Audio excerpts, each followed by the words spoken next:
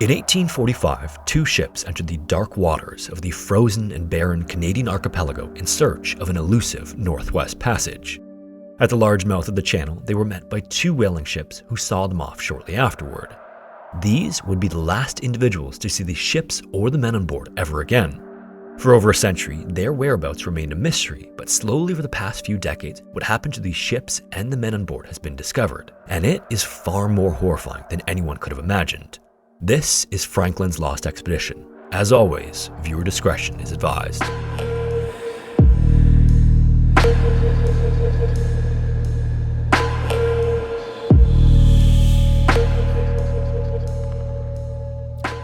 Living in the mid-1800s must have felt similar to the digital boom of the 90s and 2000s or the post-war economy and tensions of the 1950s, because in just a few short decades, everything had changed. The Enlightenment and the end of the Napoleonic Wars had set a new way for much of the world. Steam engines had kick-started the Industrial Revolution, and for the first time in human history, we were close to having a map of the entire world. But to finish it, there was one final prize that eluded everyone who had tried. This was the Northwest Passage. At the time, England and many of the other world powers had been spreading their influence through trade and empire, but the shape of the Americas was a natural barrier to sea travel. Since the technology to create something like the Panama Canal wouldn't exist for some time, that meant that ships would either have to take the long way down around South America, then all the way back up the Pacific, or sail the other way around the globe. Either way, it was quite the journey. So the chance, however small, that a path might be found through the frozen Northwest Territories of Canada was too much for the British Admiralty to give up. And even if it did prove impossible for trade, the prestige of filling in the last navigable waterway on Earth was enough of a prize that some people devoted their entire careers to it. Like, for example, Sir John Barrow, second Secretary of the British Admiralty, aged 81 at the time, saw this as a chance to put one last grand feather in his cap before retirement. So he ordered a final expedition to be assembled and set out to choose its leader. Barrow's first two choices had both declined, one of which was William Parry, who had grown tired of the Arctic, and the wife of the other, James Ross, convinced him not to go. The third choice, Francis Crozier, was passed over by the Admiralty for being an Irishman and of low birth. Then the fourth choice, James Fitzjames, was seen as too young and inexperienced to lead such an undertaking. So finally, the fifth choice, and the man the expedition would be named for, was Sir John Franklin. This would actually be Franklin's third attempt to find the passage, having done so by sea and by land before with mixed success. His previous attempt had even led to the deaths of half his men, with the survivors resorting to eating moss and leather to avoid starvation. Afterward, Franklin returned in shame, known as the man who ate his boots. In spite of that, though, Franklin was well liked by his men, and he was known to be kind and cared for their well-being, sometimes leading them in sermons and going out of his way to ensure their safety. He was also known to be a little overly enthusiastic and had previously gotten carried away when a goal was in front of him, rushing to the finish rather than doing things carefully. But a combination of care for his men in a dangerous place and the enthusiasm to see it through to the end wasn't necessarily a bad thing, and thankfully, he wouldn't be doing it alone. Although they were deemed inadequate to lead the expedition, Francis Crozier and James Fitzjames would be joining Franklin as his second and third and would be the captains of two ships under Franklin's command called the Terror and the Erebus. For the ships, there would be no expense spared and no cutting-edge technology left out. The lead ship, the Erebus, was a Hecla-class bomb vessel commissioned in 1826 and 105 feet long. The Terror was a little older and smaller and was a Vesuvius-class bomb vessel from 1813 and 102 feet long. Both ships were chosen because bomb vessels were meant to fire heavy mortar from their decks, so they had extra cross-bracing.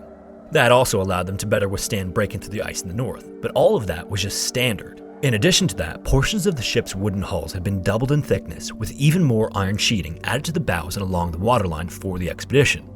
Both ships also received vents for internal heating, as well as a brand new addition no ship in the Royal Navy had ever possessed before, which was a propeller. And not just that, both ships could even retract their propellers and rudders in recesses on the underside of their hulls to protect them from the ice. To power this newly added propeller, each ship carried a converted locomotive steam engine from the London and Greenwich Railway to drive the ships even in the absence of wind. These motors also required roughly a ton of fresh water per hour and spurred another invention to be included, which was desalination equipment to turn seawater into fresh water.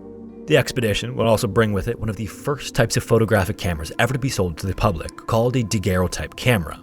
They also even had an insulated diving suit on board if ice ever needed to be removed from rudders or propellers. These features are obviously commonplace today, and the Arctic is largely known about, but to the men actually going on the expedition, it might have felt like going to space. Only 6 of the expedition's 24 officers had been to the Arctic before, and to anyone seeing it for the first time, it might as well have been another planet. Compasses would shift and wander because of how close to the pole they were. Months could pass without the sun setting or rising. The entire ocean turns to solid most of the year, and the land is so barren that you will only ever see white snow, grey rocks, and dark blue waters. On the 19th of May, 1845, the Erebus and Terror set sail to Greenhithe, just east of London, and began their journey. Between them, they carried 134 men, a ship's cat, a dog named Neptune, a monkey named Jack, which was a gift from Lady Franklin, 2 tons of tobacco, 7,500 liters of liquor, around 12,000 books, theater costumes, sports gear, and one more brand new invention critical to the mission, which was 16,000 tin cans of food. These included fruit and vegetables to stave off scurvy and would for the first time comprise nearly all of an expedition's rations.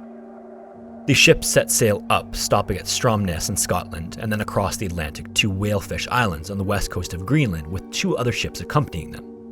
The 2 ships would then top up the supplies of the Terror and Erebus before departing back to England and leaving the expedition on their own. While they were on the islands, 5 members of the expedition would also be discharged and sent home after falling ill during the Atlantic crossing. Before the expedition set off again, the crew spent a few days ashore, where they wrote their last letters home and enjoyed what relative warmth they could. In the letters, they said the officers had already begun their scientific work, tracking the weather and other natural phenomena. Franklin had also reportedly banned swearing and drunkenness, but there were doubts about how effective that would be with the sailors. But overall, the crew was confident and excited. They were about to step off on the adventure of a lifetime and mark their names in the history books. The expedition set sail once again on the 12th of July, 1845, with 129 men aboard. 2 whaling ships met up with them in Baffin Bay, waiting for an opening in the ice before seeing them off into a large channel known as Lancaster Sound. This was the last time the Franklin expedition was ever seen alive. After entering the channel, they just vanished, and it would take over 150 years and dozens of expeditions and investigations to piece together what happened to them.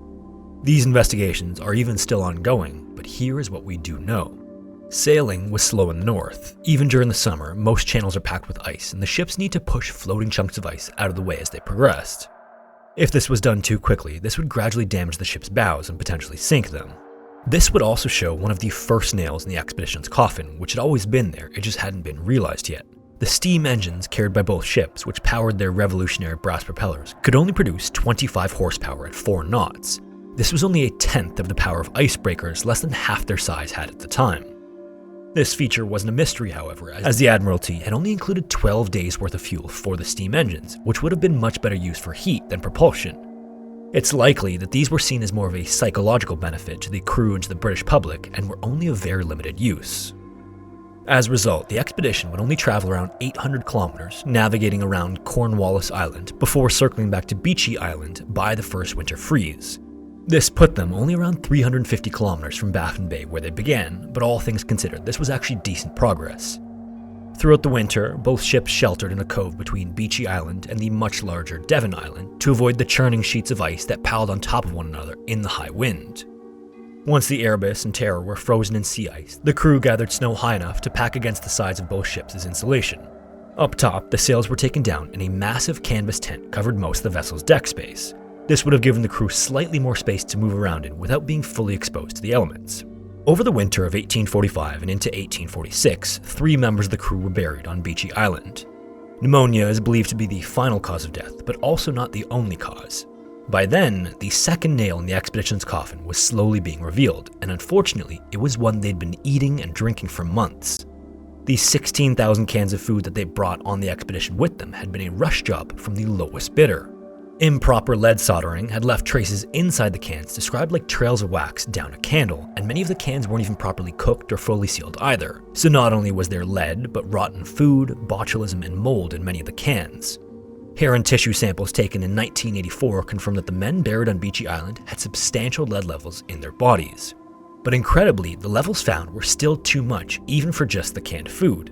Apparently, the water desalination equipment they brought with them should never have been used to supply drinking water because its lead piping could have easily corroded when exposed to sea salt.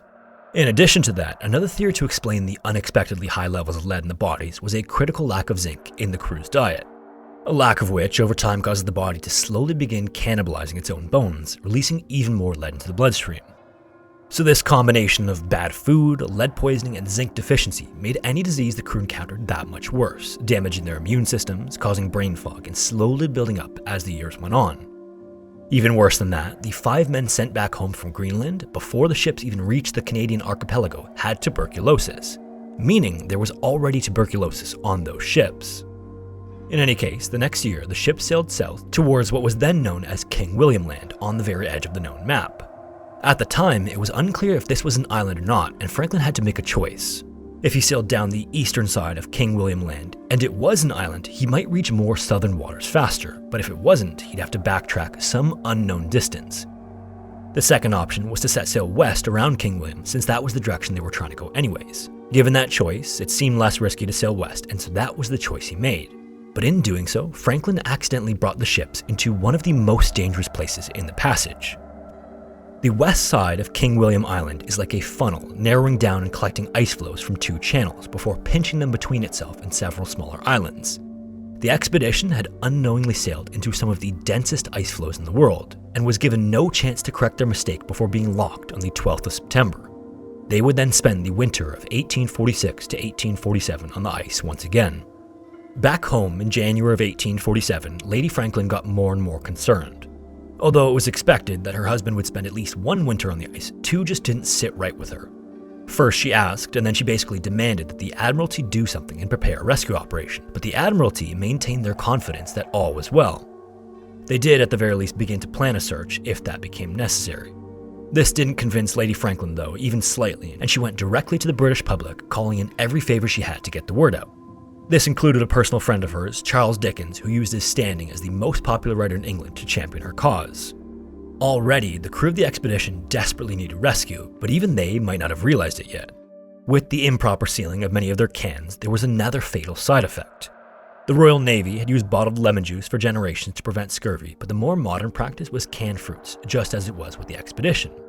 The problem was, with an improper seal or contamination, vitamin C is chemically unstable and will degrade over time.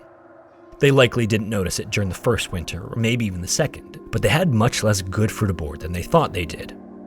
Then, in May of 1847, 8 members of the expedition would hike ashore with letters, crossing the ice to King William Island, and leave 2 copies of a report for future explorers to find. The letter stated where the ships were wintering with a set of coordinates. It also reported their previous stay at Beechey Island, the trip around Cornwallis Island, that Sir John Franklin was commanding, and finally it read, "All well."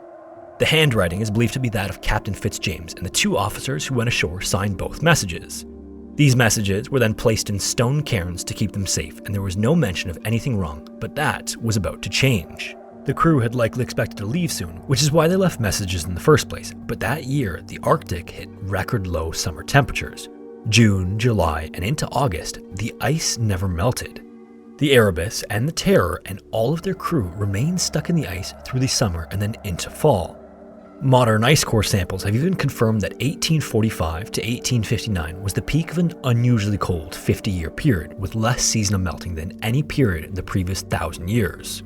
During this time, the Terror began to list heavily in the ice, and most of the crew moved to the Erebus to share heat and consolidate what decent rations they had left. The Terror was instead used as a cold storage for excess supplies and for the bodies as they began to mount. Then, on the 11th of June, 1847, Captain Sir John Franklin would join the dead. By then, the symptoms of scurvy and lead poisoning would both be apparent to the doctors and scientists aboard the ships, but there wasn't much they could do to stop them at this point. No notable plant life grows in the Canadian Arctic, and the wildlife could be just as dangerous. The crews did have hunting tools, spears, muskets, and other equipment with them, but the Arctic seals, polar bears, and fish all carry botulism type E. This is the only strain of botulism that can exist in such cold temperatures. The native Inuit had spent thousands of years building genetic resistance to it, but the same couldn't be said for Europeans. A single piece of meat improperly cooked, or the blood of a butchered animal getting on another piece of food could be a death sentence. Finally, in the winter of 1847 to 1848, with no sign of the expedition, the Admiralty agreed to act. Something was wrong, and they couldn't afford to ignore the year-long public outcry any longer. In early 1848, a search and rescue operation was sent from both the Pacific and Atlantic ends of the passage, as well as overland. One of the men to participate in the search was James Ross, who was one of the men who had passed up a chance to lead the expedition at the request of his wife. He then set sail on the HMS Enterprise to try and save the life of his close friend, Francis Crozier. At the same time, the Admiralty offered a £20,000 reward for anyone who assisted the expedition, or around $2.5 million today, and $10,000 for any information about what happened. In April of 1848, it must have been clear to the expedition that they had no choice. Their food was due to run out that summer, and even those estimates had assumed that the 16,000 cans would all be edible. Even with rationing, the end of their supplies was approaching, and with the seas frozen, they would have to walk. So on the 25th of April, they returned to King William Island and left another letter by writing in the margins of the first. It said that Sir John Franklin was dead, along with 9 officers and 15 crew in total. It also stated that the ships had been deserted on the 22nd, and 105 survivors under Crozier would attempt to walk 240 kilometers or 150 miles to Back's Fish River, also known as Back River. Then once they were there, they would try to row to the nearest trading station. So after a year and 7 months of unending winter, the crew finally left, and by then, the situation was desperate. Many of them were unable to handle the physical strain due to being weak, sick, and malnourished from years and living in such horrible conditions. Over 20 bodies from the Erebus were found on the coast of King William Island at a series of camps where they had no choice but to leave the dying behind. It would have been bad enough if it was just a walk, but it wasn't. The closest trading post was still hundreds of kilometers upriver, so the men had to bring the ship's boats with them. These were massive rowing vessels, loaded with as many supplies as each could carry. Each one of these was roughly 3,600 kilograms or 8,000 pounds. Then, with the ice floes piling up against one another in the wind, freezing in uneven shapes, and King William Island being rough limestone gravel, putting the boats onto sledges was the only option. So as they were slowly starving, suffering internal bleeding from the onset of scurvy, and poisoned from years of lead exposure, it would have been day after day of agony to pull the boats they needed to live. At least some of them did. With the hindsight of 150 years, we know that the trek south wasn't a unified one. Groups and individuals broke off from the main party, either intentionally because of bad weather or from being abandoned. But those groups didn't give up either. In fact, bodies have been found in over a dozen different locations. Some took parallel or alternate routes south, while others, especially those who fell out of the march early on, even returned to the ships where food, fuel, and shelter still existed. That summer in 1848 was when the food was expected to run out, had everything gone to plan. Even still though, decades and centuries later, unopened cans would be found aboard the wrecks of both ships and at numerous landing sites.